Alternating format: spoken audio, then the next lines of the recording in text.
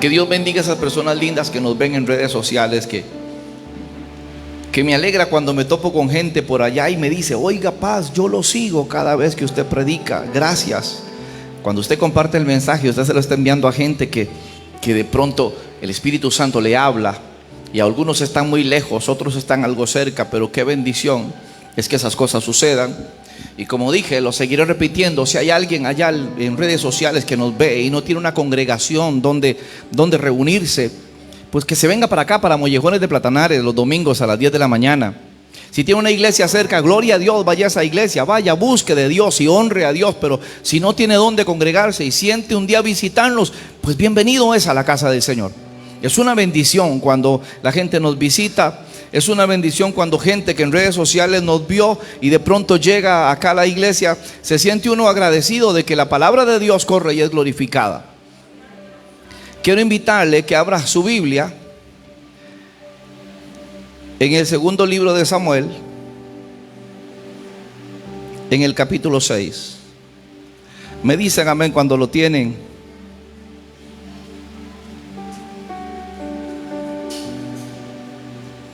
Segundo libro de Samuel,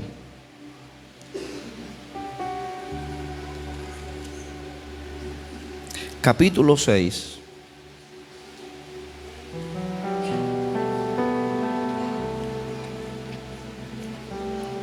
Versículo 6. Segundo libro de Samuel, capítulo 6, versículo 6. ¿Lo tienen? Vamos a leer la palabra del Señor. Y dice así, honrando al Padre, al Hijo y su Espíritu Santo: cuando llegaron a la era de Nacón, Usa extendió su mano al arca de Dios y la sostuvo, porque los bueyes tropezaban. Y el furor de Jehová se encendió contra Usa, y lo hirió Dios allí por aquella temeridad. Y cayó allí muerto junto al arca de Dios. Y se entristeció David por haber herido Jehová a Usa, y fue llamado aquel lugar Pérez Usa hasta hoy. Y temiendo David a Jehová, aquel día dijo: ¿cómo ha de venir a mí el arca de Jehová? De modo que David no quiso traer para sí el arca de Jehová a la ciudad de David, y la hizo llevar David a casa de Obed-edom geteo. Y estuvo el arca de Jehová en casa de Obed-edom geteo 3 meses. Y bendijo Jehová a Obed-edom y toda su casa. Voy a rogarle que cierre sus ojos un momentito y que usted ore por usted, ore por el que está a su lado, y también ore por mí, para que yo les pueda predicar la palabra. Padre, en el nombre de Jesús, en esta mañana tan bella, nos ponemos delante de tu presencia, Señor, para rogarte que tú nos hables, Señor. Necesitamos tu consejo. La razón de estar en este lugar es porque necesitamos que tu palabra ministre, Señor, nuestra vida. Estamos urgidos de que tu palabra nos corrija, que nos exhorte, nos edifique y nos consuele, que haga algo grande, Señor, en nosotros. Estamos en tiempos, Dios mío, donde tu palabra debería ser el baluarte y debería ser nuestro punto de referencia y nuestro punto de encuentro siempre, Señor. Así que permite que tu palabra corra y sea glorificada. Que tú bendigas, Señor, a este rebaño tan lindo que hoy está en este lugar, a este grupo precioso de hermanos y hermanas, a esta gente maravillosa que hoy nos ha visitado. Yo te ruego, Señor, aunque yo no los conozco ni sé sus necesidades, pero tu Espíritu Santo sí los trajo y sí sabe lo que requieren. Entonces te ruego que tu Espíritu Santo les hable hoy a través del mensaje, como necesito que me hables a mí, Señor, y a todos aquellos que comparten estos mensajes y que viajan, Señor, a muchos lugares. Espíritu Santo, te ruego, por favor, ven, habla a nuestra vida. Enséñanos, Señor Dios Todopoderoso. Permítanos, Señor, aprender y a entender tu palabra y a disfrutar tu consejo y a sacarle el máximo provecho a lo que tú encerraste en este precioso libro para bendición de tu iglesia y para crecimiento espiritual de tu iglesia, Padre. En el nombre maravilloso de Jesús. Te damos gracias, Señor. Puede tomar asiento, hermano. Es tarde. Procuraré ser breve.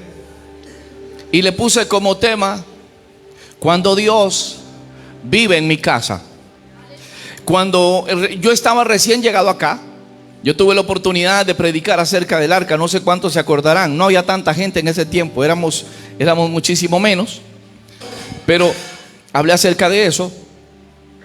Y hoy quiero hablarles acerca de algo que el Señor me puso en el corazón. No es repetirles el mensaje, es otro. Tiene otra connotación. Y quería compartírselo. Cuando Dios vive en mi casa. Hay cosas curiosas en la vida. Cuenta una anécdota de que había un hombre que estaba tratando como de evangelizar a una tribu, pero que la tribu tenía la costumbre de siempre llegar a la hora que le venía en gana a las actividades. Nunca llegaba a tiempo. Llegaba uno, llegaban dos, después habían 15, después 40. Cualquier parecido con la realidad de estos tiempos es mera coincidencia, pero llegaban a cualquier hora. Entonces él dijo: voy a hacer algo. Yo sé cómo hacer para que entiendan lo valioso que es el tiempo. Así que logró comprarse, no sé si en madera o en algo, pero se compró un reloj de sol gigante. Y en medio de la plaza de la tribu, del pueblo, puso el reloj gigante de sol y a todos les explicó cómo leer la hora en ese reloj. Todos estaban fascinados, porque ahora tenían un reloj y sabían qué horas eran. Pero se quedaron pensando: ¿y la lluvia? ¿Y el sol? ¿Y las basuras? ¿Y el polvo? Este regalo es muy valioso para que las inclemencias lo dañen. Entonces el próximo domingo, cuando llegó el líder a predicarles, se encontró que el bendito reloj de sol ya tenía un techo grande donde lo habían encerrado para que no se dañara. Y entonces ya nadie sabía qué horas eran. Y todos seguían llegando tarde. Y cualquiera diría: oiga, pero ¿qué les pasa? Pero ¿saben una cosa, hermanos? Dios es mucho más grande de lo que nosotros podamos medir, calcular que Él es. Dios hace más cosas de lo que nosotros podamos entender que Él hace. Por eso el escritor dice: oiga, Señor, son insondables tus caminos, son inescrutables. No hay una forma matemática para medir tu grandeza. Otro salmista dijo: Señor, cuando veo los cielos, que los cielos son obra de tus dedos, veo la luna y las estrellas que tú formaste, y cuando veo todo eso y sé que está tan lejos, me acuerdo de que es el hombre para que tú tengas de él memoria. Entonces me doy cuenta que tengo un Dios muy grande, pero que muchas veces no logro magnificar lo grande que es mi Dios. A veces lo más grande que tenemos en nuestra vida son los problemas, cuando debería ser Cristo lo grande en medio nuestro. Entonces la Biblia dice en este texto bíblico que había estado esa arca por muchos años en la casa de Abinadab, si usted lee todo el texto anterior, pero que ya era hora. David había sentido llevarla a Jerusalén, porque la presencia de Dios debería estar en la capital de Dios y en el monte de Sión, o por ahí edificado un lugar bonito para tener la casa, el arca, lo que significaba la presencia de Dios. David lo quería cerca.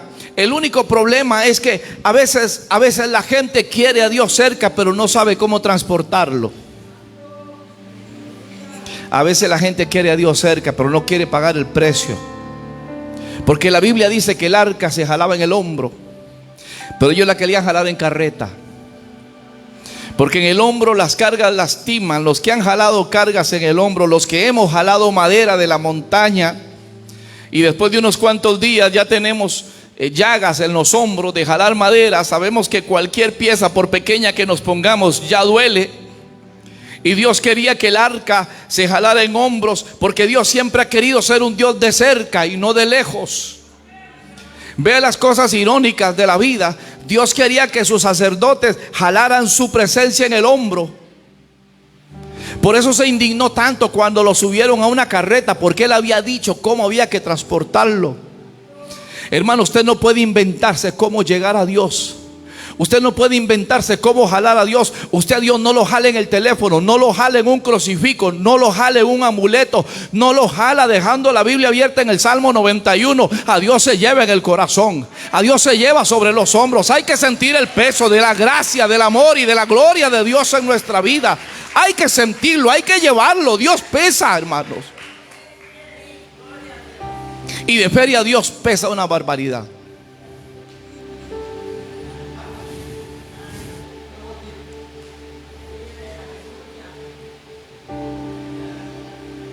¿Sabe por qué Josué Dios pesa? ¿Usted sabe por qué pesa? Porque algunas veces, mi hermano, nos pasan tantas cosas que estamos que reventamos, pero llevamos a Dios aquí. Y tenemos que empezar a tragar y tragar y tragar y tragar. Y es mejor tragar y dar buen testimonio que decir lo que pensamos y hacer tanto daño. Por eso Dios pesa. Porque a veces nos pican el orgullo y tenemos que bajar la cabeza. No porque seamos menos, sino porque el hombre sabio no contiende con el necio, sino porque hay cosas que no vale la pena discutir. Porque a veces es mejor quedarse callado. Porque a veces es mejor tener paz que tener la razón. Y yo no discuto con nadie por la razón. Si yo me topo con un hindú y me dice: lo siento, pero mi Dios es una vaca, le digo: si quiere le regalo una libra de sal y disfrútela. Yo no tengo problema con eso. Usted cree en lo que quiera, eso no afecta a lo que yo creo. Yo creo en Jesucristo. Yo no voy a andar discutiendo un montón de cosas. Hay gente que se mata por religión, y los evangélicos a veces se bajan de la cruz para apañarse con los católicos y para empezar a pelear por un montón de ridiculeces. Déjeme decirle que la gente se convierte por el testimonio que uno da, no por la palabra que sale de la boca, sino por la palabra que usted refleja. Usted lleva el arca encima. La gente tiene que ver que usted carga a Dios en su vida. La gente se convierte por lo que ve de Dios en usted, no por lo que usted hable, no por lo que usted presuma. No, es que la Biblia dice que somos la sal de la tierra. Y la sal es aquello que da sabor, pero que no tiene sabor. La sal no sabe a nada. Usted diría: bueno, disculpe pastor, pero sabe a salado. Entonces sancoche un chayote y se lo come sin sal, a ver qué le sabe. Cuando le echa sal, sabe a chayote. Agarre la carne y cocínela, y la carne sabe a carne cuando usted le agrega sal. Y somos la luz en medio de las tinieblas. La iglesia se hizo para que brillara, no para que presumiera, sino para que sacara de las tinieblas a una luz admirable a aquellos que Cristo en su gracia lo hizo con usted una vez, como dice el libro de Pedro, capítulo 1, versículo 9. Jesús siempre ha querido estar cerca, como dice Apocalipsis capítulo 3:20. Aquí yo estoy a la puerta y llamo. La presencia de Dios siempre ha querido estar cerca. El salmista dijo en el Salmo 16:8: a Jehová he puesto siempre delante de mí, porque Él está a mi diestra, no seré conmovido. Yo al Señor lo pongo adelante, yo al Señor lo pongo al frente. ¿Y por qué lo ocupo al frente? Porque Él tiene que ir delante de mí como poderoso gigante. Si no, las cosas no van a salir. Si usted no pone a Dios de primero, su vida no va a avanzar. Si usted no mete a Dios en su casa, su familia no va a avanzar. Y no hace falta que todos crean en Cristo, hace falta que usted crea en Dios para que empiece a haber un cambio. Es que a veces la gente dice: no, yo no camino, yo no me meto mucho porque soy el único en la casa que está empujando la carreta. Sígala empujando, porque Dios puso la cabeza al otro lado y está jalándola contigo. Llevad mi yugo, porque mi yugo yo lo lleva conmigo. Entre los dos lo jalamos y las cosas se hacen más bonitas.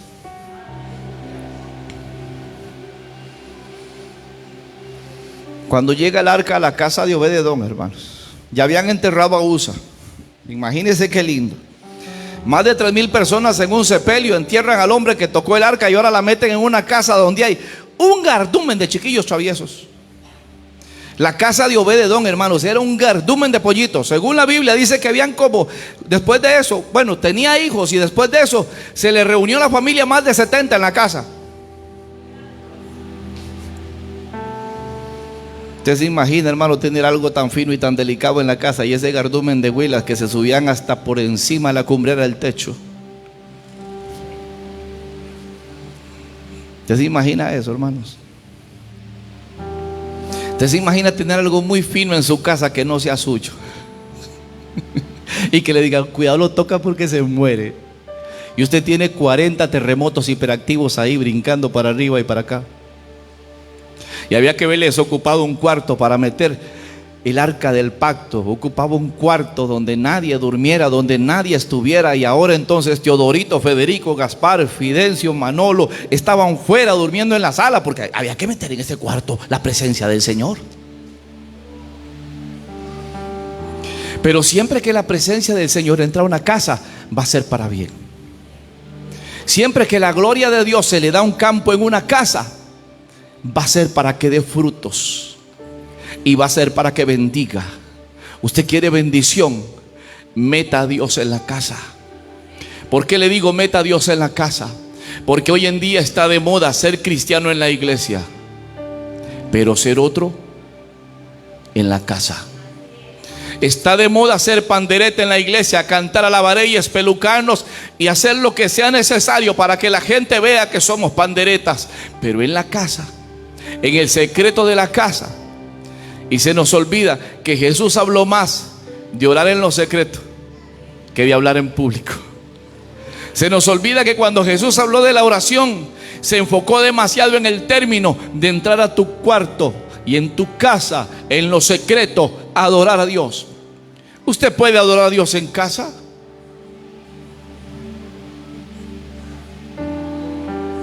¿Usted puede bendecir a Dios en su casa?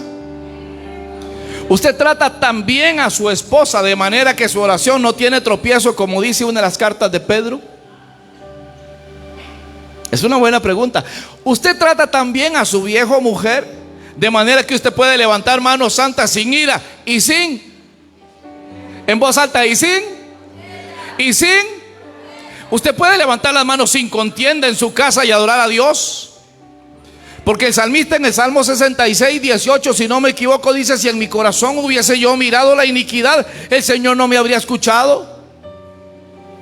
¿Podemos orar después de lo que vimos en el teléfono?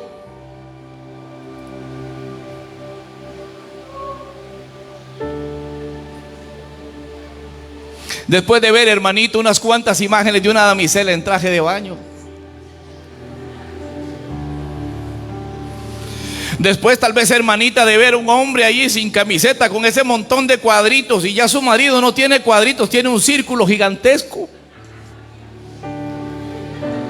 Y después podemos orar: si en mi corazón hubiese yo mirado la iniquidad, el Señor no me habría escuchado. Y un salmista dijo: no pondré delante de mis ojos cosa injusta, aborrezco a los que hacen iniquidad. ¿Lo ha leído? Está en la Biblia.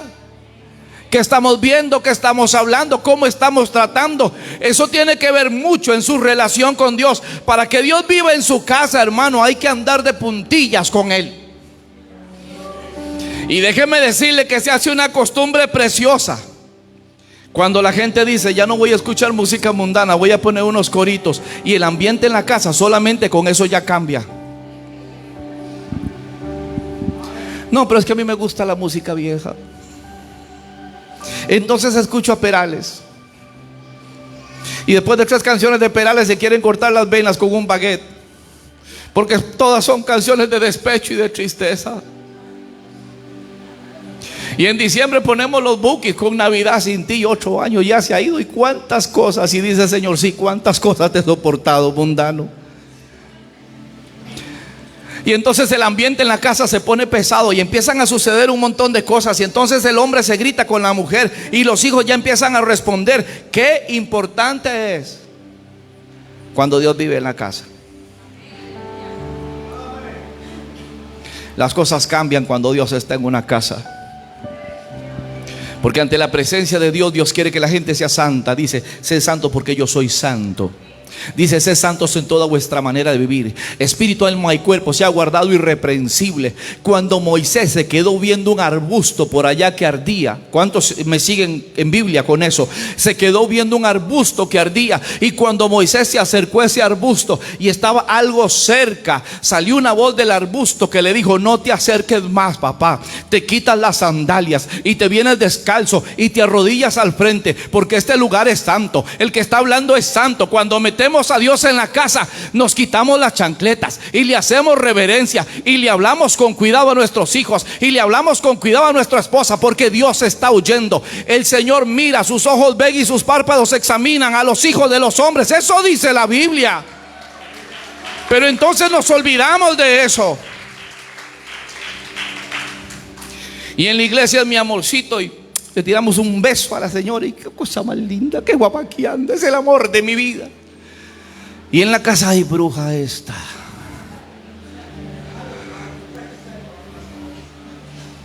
Aquí le compré escoba nueva. Vaya, dése una vuelta. Viejo insoportable, que no me lo soporto ya. Señor, ¿cuándo te lo vas a llevar o te lo mando empaquetado? Y suena el teléfono. Ay, pastorcito, Dios me lo bendiga. Estaba pensando en usted. No estaba pensando en el pastor. Ay, sí, que me va a visitar. ¡Qué bendición! Mi esposo y yo estamos deseando que usted llegue. Ay, ay, ay, qué cosa más linda. Porque nos volvemos a veces tan falsos y tenemos una vida en la iglesia y tenemos otra vida en la casa. Yo les recomiendo que venga chocho aquí en la iglesia como es en la casa, para que Cristo lo repare. Pero si llega aquí y escaneó y borró todas las fallas, no se va a poder reparar. Usted tiene que venir aquí como es en su casa. Es tan hombrecito, venga y háblele golpeado a la mujer aquí. Usted, siervita, venga, háblele golpeado a su esposo aquí en la iglesia, que se está ministrando. Fue el último día que ministró. Porque yo no voy a poner un malcriado aquí en el altar. Lo que pasa es que no me doy cuenta de todo. Ojo, mi hermano, que yo me dé cuenta. Porque yo no quiero gente malcriada. Yo quiero gente que ame a su mujer y que la mujer ame a su marido y que se respeten y que tengan a sus hijos en sujeción. Y cuando hablo de hijos en sujeción, voy a aclarar un detalle esto. La torta, que se me está yendo el tiempo muy rápido. Voy a aclarar esto. No se trata de que sus hijos sean cristianos, porque algunos ya están grandes y no les da la gana ser cristianos, y usted va a seguir orando por ellos. ¿Sabe de qué se trata tener los hijos en sujeción? Que sus hijos en su casa no hagan lo que les dé la gana. Su casa es su reino. Su casa es donde vive el Señor. Y no van a hacer en su casa lo que les da la gana. Si quieren un montón de tonteras, que se larguen, que alquilen su apartamento, que se vayan a vivir allá y que lleven la vida libertina que quieren, pero no en mi casa. Fue lo que dijo Josué. Ustedes escojan a quién servir. Y discúlpenme la expresión, lo que Josué dijo: sirvan a quien ustedes les convenga y a quien ustedes se les ocurra, pero mi casa y yo vamos a servir a Jehová. Mi casa y yo voy a velar porque en mi casa a Dios se adore. Lo que se pone en ese radio, esa perilla es sagrada. No me ponen música mundana, porque aquí se adora a Dios. Pero es que papá no está actualizado. No me importa, se actualiza en su apartamento, pero no en mi casa. Que papá, que la refri es grande, que le voy a meter 5 cervezas. Mire, van a sonar allá en el bajo, no sé en dónde. Pero no en mi casa. Yo no voy a espantar al Dios que me ha bendecido tanto por ser tan cobarde de no poner líneas en mi casa de cómo criar a mis hijos. No lo voy a hacer, no es negociable. ¿Por qué digo eso? Porque se ha volteado tanto la tortilla. Y perdón, ¿cómo lo voy a decir? Que hay hijos que son hijos del diablo y son los reyes de una casa de gente que supuestamente es cristiana. Y los papás son siervos y esclavos de hijos malcriados que abren el pico, que vociferan y que maldicen y no pasa nada. Y queremos que el Señor haga, y queremos que Dios nos use. Cuando no tenemos ni la mínima moral para poder honrar y bendecir a Dios, porque nuestros hijos son un desastre. Y si tienes hijos que no son cristianos, no deje de orar por ellos, pero ponga orden en su casa para que vea lo que Dios va a empezar a hacer. Que se le van a revolver los chamucos a algunos, sí, pero su casa se respeta y punto. Y eso no es negociable. Gracias a Dios que mis hijos lo saben y saben que estoy enamorado de ellos, pero hasta ahí. Hay cosas que no son negociables. Tengo unos minutos para contarle algo que se encontró Obed-edom, que mucha gente no sabía.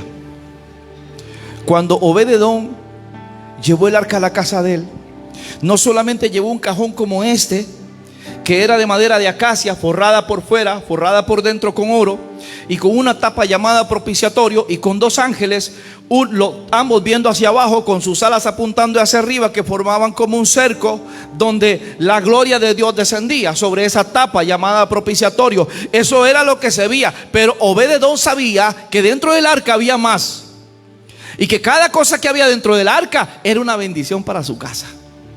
Era la promesa, Florcita, de una bendición para su casa. ¿Y qué había dentro del arca? Las tablas de los 10 mandamientos, 2 pedazos de piedra con los 10 mandamientos. La palabra, el consejo de Dios estaba ahí, y Obed-edom lo sabía. Dice el libro de los Hechos en el capítulo 4, el libro de Hebreos 4:12, porque la palabra de Dios es viva y eficaz y más cortante que espada de 2 filos, que penetra hasta partir el alma y el espíritu, las coyunturas, tuétanos, y discierne los pensamientos y las intenciones del corazón. Y Obed-edom espiritualmente abrió el arca y dijo: esta palabra yo me la dejo. Yo voy a empezar a decirle a mis hijos la palabra. Yo voy a empezar a decirle a mis hijos la palabra. Voy a empezar a recitarle la palabra. Voy a acordarme de Deuteronomio, allá por el capítulo 28, donde empieza a hablar de las bendiciones de Dios. Voy a empezar a decirles cómo Dios los puede bendecir si ellos se mantienen fieles. La palabra va a ayudar a mis hijos, como dice San Juan capítulo 15 versículo 3: y vosotros estáis limpios por la palabra que os he hablado. Le voy a predicar a mis hijos, y mis hijos se van a limpiar. Si el arca dentro de ella trae esto, y me la pusieron a mí en la casa, es para que yo la aplique. Pero estamos viviendo tiempos, hermano, donde nuevas generaciones, y no todas, pero sí muchas nuevas generaciones, no predican la palabra. Y usted va al culto y no mencionan la palabra, y arrancan predicando y terminan predicando y no leen la Biblia. Cuentan historias, cuentan anécdotas, dicen yo creo y dicen yo pienso, pero no dice la Biblia dice. Y se ha perdido el gusto por la palabra, y la modernidad dice que este es un libro obsoleto, pero a mí la Biblia me dice que esto es: se seca la hierba y la flor se cae, pero esta va a permanecer para siempre. Y si uno quiere educar los hijos, tiene que educarlos conforme a esta bendita y preciosa palabra. Aquí dice cómo debo criar mi muchacho. Aquí dice cómo debo criar mi niño. Aquí dice cómo debo criar a la señorita. Aquí dice cómo debo tratar a mis padres. Aquí dice cómo debo tratar a mi esposa. Pero preferimos tratarla como nuestro abuelo nos enseñó. Señal de que no nos hemos convertido. Decidimos tratarla como yo creo que se debe tratar. Aquí hay un manual de cómo tratar ese precioso vaso frágil que Dios puso a nuestro lado para ser de tanta bendición.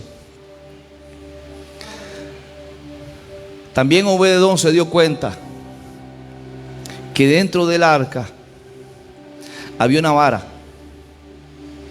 Que cuando el pueblo de Israel se rebeló contra Moisés y dijeron: oiga, ¿por qué solamente los levitas van a ministrar si somos 12 tribus? Y Dios nos sacó a todos de Egipto. Nosotros también tenemos ministerio. Y entonces dice Moisés: ok, no hay ningún problema. Por cada tribu busque un príncipe. Cada príncipe corte una vara y la vamos a poner aquí.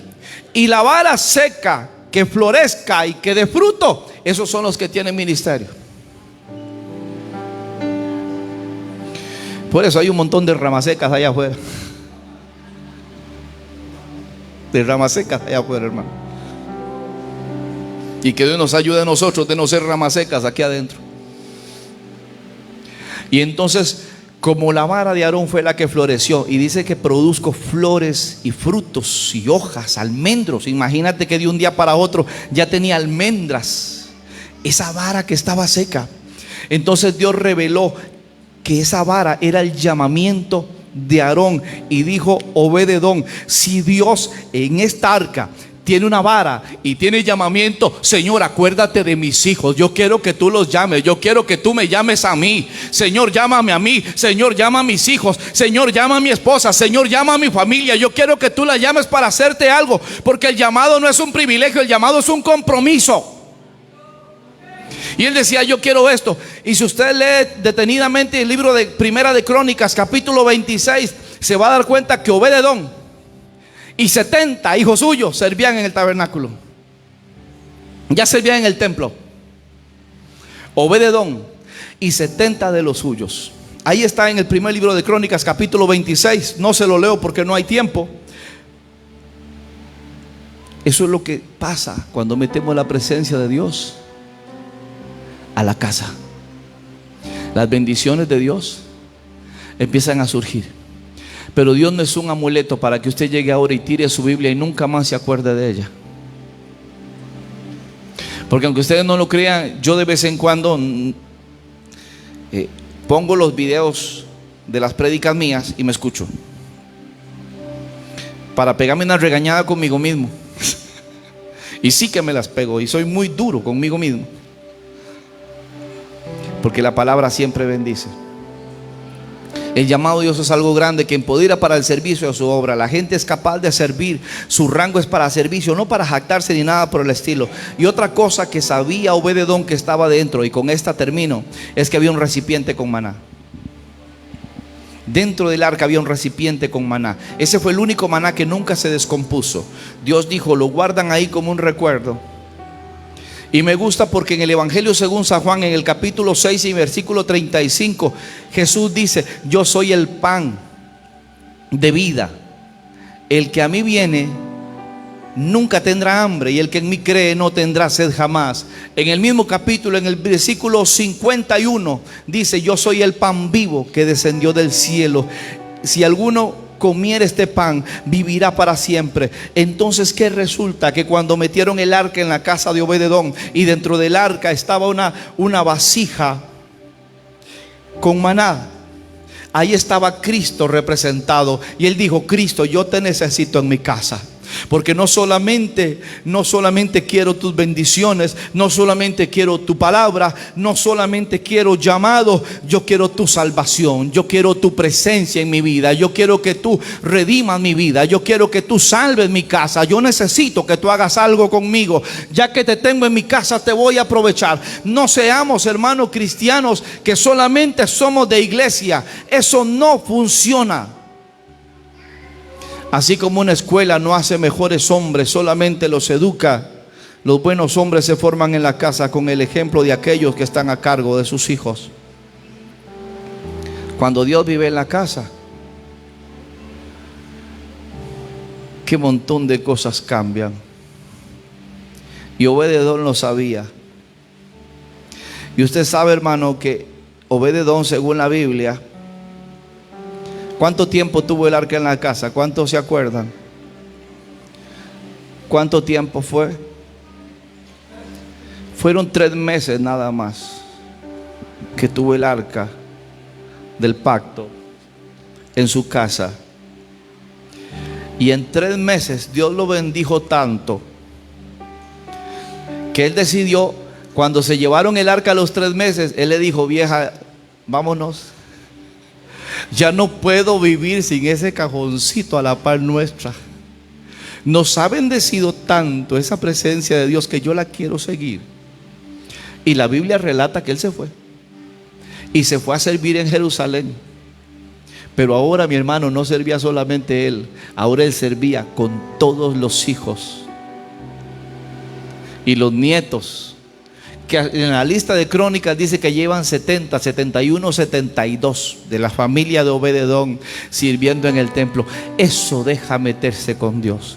Eso deja llevar a Dios a la casa. Si usted tiene un Dios de iglesia, sus hijos no se van a convertir. Si usted tiene un Dios de iglesia, sus hijos no se van a salvar, porque usted llega a la casa, porque yo llego a la casa y sigo siendo el falso que sigo siendo. Pero cuando llevamos a Dios a la casa y cuando hablamos igual en el púlpito que en las sillas y que en la casa, Dios empieza a ver que estamos tomando las cosas de Dios en serio. Cuando usted alaba a Dios en la casa como lo alaba aquí, y si no lo alaba aquí, le motivo a que lo haga, porque sus hijos todo lo están viendo, porque sus hijos te están pesando, y conforme su actitud, así sus hijos van a ver el testimonio y van a saber si creer mucho o no creer nada. Y yo creo que necesitamos que Dios se vaya para nuestra casa. Es una necesidad que usted se lo lleve, porque hermano, si tuviéramos, y yo sé que suena como idolatría, hermanos, pero créame lo que si yo pudiera hacer unas 50, 60 arquitas así chiquititas como el arca del pacto y regalarle una a cada uno de ustedes y que se la lleve para la casa y que la ponga encima del tele, encima del tele, y cuando decida ver una cochinada se acuerde que esa arquita representa la presencia de Dios y representa que Dios está en la casa. Si usted tuviera una arquita así chiquitita y la pusiera en el cuarto donde usted duerme y supiera que esa cosita ahí en esa mesita de noche representa la presencia de Dios, usted varón le hablaría diferente a su esposa, y usted esposo trataría diferente a su mujer. Usted se despertaría en la noche o en la madrugada y extendería su mano y tocaría a su esposa o a su esposo y empezaría a orar para que Dios bendiga ese cónyuge que Dios le dio, y empezaría a agradecerle a Dios por el privilegio que tiene de amanecer en el rincón o en la orilla de un gran hombre o una gran mujer. Y si no es un gran hombre o si no es una gran mujer, usted con sus palabras lo empieza a bendecir, como dice la palabra en el libro de Corintios, que el marido es santificado en la mujer y la mujer en el marido. Y está hablando de que alguno de los dos no tiene a Cristo, porque tanto va el canto al agua, diría alguien, que en una de tantas se rompe. Usted bendice a su esposa, usted bendice a su esposo, usted bendice a sus hijos. Usted se levanta en la madrugada y va y los revisa, los cobija, les da un beso y les dice: Dios te bendiga, te amo mucho, estoy orgulloso de ti, tú eres mi regalo y tú eres un regalo de Dios. Usted se lo dice, debería de hacerlo. Es que a mí así no me criaron. Va a seguir con la maldición arrastrada de cadenas de nuestro pasado. Es que yo nunca recibí amor. Va a seguir con esa maña tan horrible que revela que no hemos sido regenerados y que Cristo cambió nuestro lamento en baile, y que dice la Biblia, en lo que leyó mi esposa ahora en el libro de Romanos, que Él, cuando derramó de su espíritu, nos llenó de su amor, y ahora tenemos como primer fruto del espíritu el amor en nuestra vida. Es mejor tener a Dios en casa. Le garantizo que resulta más tenerlo en la casa que presumirlo en la iglesia, porque aquí solamente son 2 horas de vez en cuando usted viene, pero en la casa son 24/7.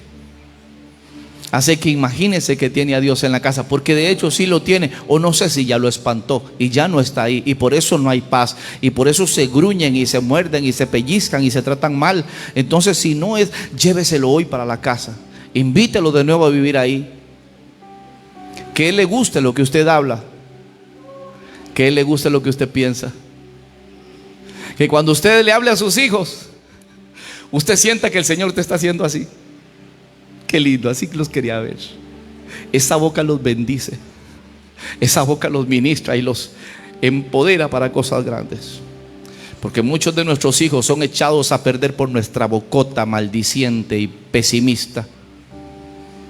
Nuestros hijos van a triunfar en la vida, no porque estudien, sino porque el Señor siempre va a estar con ellos, y Dios los va a bendecir todos los días. Voy a invitarle a que cierre sus ojos un momento. Y yo te recomiendo, hermana y hermano, que te lleves al Señor para la casa. Prepárale un lugar y prepárale un altar. Prepárale un altar, aunque sea en el borde de tu cama, donde tú puedas sentarte o arrodillarte y empezar a darle gracias a Él. Donde tú puedas extender tu mano y bendecir a tus hijos y empezar a hablar de lo grandes que serán tus hijos en Dios. Y empieces a presumir a tus hijos, no delante de los hombres, que no tiene fruto y más bien es chocante, sino delante de Dios. Empieza a decirle: no, ve Dios, qué regalos me diste tú más maravillosos. Qué enamorado estoy de la esposa que tú me diste, del esposo que tú me diste, dirán las damas, de los niños, de los jóvenes que tú me diste, Señor. Son mi responsabilidad y soy su pastora, su pastor. Y Señor, los quiero criar en tus caminos. Yo quiero que tú estés en mi casa. Yo quiero que tú bendigas mi casa. Yo quiero que tú te agrades en mi casa. Porque cuando tú metes al Señor en tu casa va a haber palabra, en tu casa va a haber maná, en tu casa va a haber espíritu, de tu casa va a haber llamamiento. Dios no llama a la gente que presume en las iglesias. Dios llama a la gente que le busca y da testimonio en sus casas. Dios no llama a gente que aparenta. Dios llama a gente que reconoce que lo necesita y que quiere llevárselo para su hogar. En esta mañana, ahí donde estás en tu silla, habla un momento con el Señor y pon